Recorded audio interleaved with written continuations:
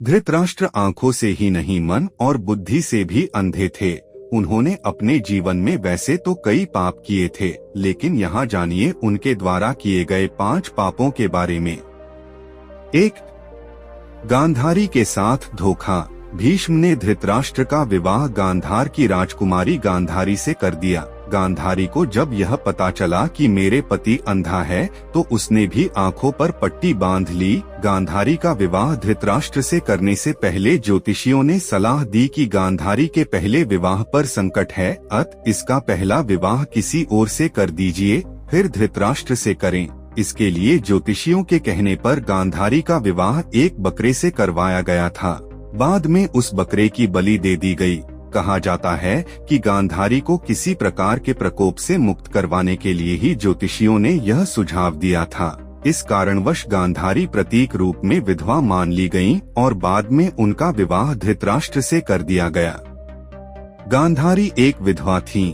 जब महाराज धृतराष्ट्र को पता चली तो वे बहुत क्रोधित हो उठे। उन्होंने समझा कि गांधारी का पहले किसी से विवाह हुआ था और वह न मालूम किस कारण मारा गया। धृतराष्ट्र के मन में इसको लेकर दुख उत्पन्न हुआ और उन्होंने इसका दोषी गांधारी के पिता राजा सुबाल को माना। धृतराष्ट्र ने गांधारी के पिता राजा सुबाल को पूरे परिवार सहित कारागार में डाल दिया। कारागार में उन्हें खाने के लिए केवल एक व्यक्ति का भोजन दिया जाता था।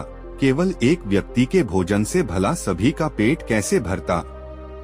यह पूरे परिवार को भूखे मार देने की साजिश थी। राजा सुबाल ने यह निर्णय लिया कि वह यह भोजन केवल उनके सबसे छोटे पुत्र को ही दिया जाए, ताकि उनके परिवार में से कोई तो जीवित बच सके, और वह था शकुनी। यह भी कहा जाता है कि विवाह के समय गांधारी के साथ उनका भाई शकुनी और आयु में बड़ी उनकी एक सखी हस्तिनापुर आई थीं और दोनों ही यहीं रह गए थे। 2. दासी के साथ सहवास। गांधारी के पुत्रों को कौरव पुत्र कहा गया, लेकिन उनमें से एक भी कौरव वंशी नहीं था। धृतराष्ट्र और गांधारी के 99 पुत्र और एक पुत्री थीं जिन्हें कौरव कहा जाता था। गांधारी ने वेदव्यास से पुत्रवती होने का वरदान प्राप्त कर किया था। इस वरदान के चलते ही गांधारी को 99 पुत्र और एक पुत्री मिली थी। उक्त सभी संतानों की उत्पत्ति 2 वर्ष बाद कुंडों से हुई थी। गांधारी की बेटी का नाम दुःशला था। गांधारी जब गर्भवती थी तब धृतराष्ट्र ने एक दासी के साथ सहवास किया था, जिसके चलते युयुत्सु नामक पुत्र का जन्म हुआ। इस तरह कौरव 100 हो गए। 3. पुत्र के मोह में करवाया युद्ध। पुत्र मोह में धृतराष्ट्र पांडवों के साथ अन्याय कर रहे थे, लेकिन राजा और राज सिंहासन के प्रति निष्ठा के चलते भीष्म उनके साथ बने रहे। धृतराष्ट्र ने अपने पुत्र मोह में सारे वंश और देश का सर्वनाश करा दिया। धृतराष्ट्र चाहते तो वे अपने पुत्र के हठ और अपराध पर लगाम लगा सकते थे, लेकिन उन्होंने ऐसा कुछ नहीं किया और दुर्योधन को गलती पर गलती करने की अप्रत्यक्ष रूप से छूट दे दी। पांडवों के साथ हुए अति अन्याय के चलते ही महाभारत युद्ध हुआ। राज सिंहासन पर बैठे धृतराष्ट्र यदि न्याय करता होते तो यह युद्ध टाला जा सकता था। विदुर ने कई बार धृतराष्ट्र को नीति और अनीति के बारे में बताया, लेकिन धृतराष्ट्र ने जानबूझकर विदुर की बातों को नजरअंदाज किया। 4. चीर हरण के समय धृतराष्ट्र का चुप रहना।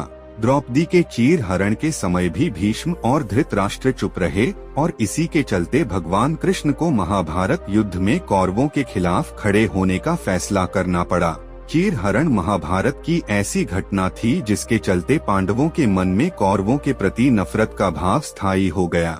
यह एक ऐसी घटना थी जिसके चलते प्रतिशोध की आग में सभी चल रहे थे। 5. पूर्व जन्म का पाप। कहते हैं कि पूर्व जन्म में किए पाप के कारण धृतराष्ट्र जन्म से ही अंधे थे और उनके सभी पुत्र मारे गए। दरअसल अपने पूर्व जन्म में धृतराष्ट्र एक बहुत ही निर्दयी एवं क्रूर राजा थे।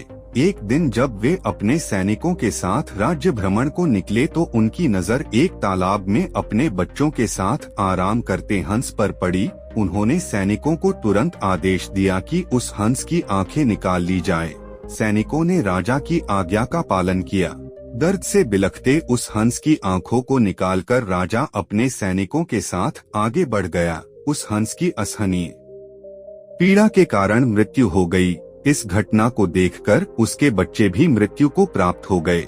मरते वक्त हंस ने राजा को शाप दिया था कि मेरी ही तरह तुम्हारी भी यही दुर्दशा होगी। इसी शाप के कारण अगले जन्म में धृतराष्ट्र अंधे पैदा हुए तथा उनके पुत्र उसी तरह मृत्यु के प्राप्त हुए जिस तरह हंस के। सत्यवती के चित्रांगद और विचित्रवीर्य नामक 2 पुत्र हुए। चित्रांगद गंधर्वों से युद्ध करते हुए मारा गया। विचित्रवीर्य की 2 पत्नियां थीं, अंबिका और अंबालिका। विचित्रवीर्य की कोई संतान नहीं हुई और वे क्षय रोग से पीड़ित होकर मृत्यु को प्राप्त हो गए। सत्यवती के कहने पर वेदव्यास ने अंबिका से नियोग किया, लेकिन अंबिका ने आंखें बंद कर ली थी तो उसको अंधा पुत्र उत्पन्न हुआ जिसका नाम धृतराष्ट्र रखा गया। इसके बाद वेदव्यास को छोटी रानी अंबालिका के पास भेजा। अंबालिका वेदव्यास को देखकर भय से पीली पड़ गई, जिसके कारण पांडु रोग से ग्रसित पुत्र हुआ। यह देखकर सत्यवती ने एक बार फिर अंबिका को वेदव्यास के पास भेजा। अंबिका ने खुद न जाकर अपनी दासी को वेदव्यास के पास भेज दिया।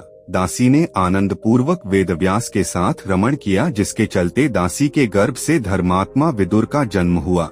तीनों का पालन भीष्म ने राजपुत्रों की तरह ही किया। धृतराष्ट्र अंधे तो पांडु को उत्तराधिकारी बनाया गया। एक श्राप के चलते पांडु अपनी पत्नी कुंती और माद्री के साथ जंगल चले गए तो धृतराष्ट्र को सिंहासन पर बिठाया गया। महाराज शांतनु और सत्यवती के 2 पुत्र हुए, विचित्रवीर्य और चित्रांगद। चित्रांगद कम आयु में ही युद्ध में मारे गए।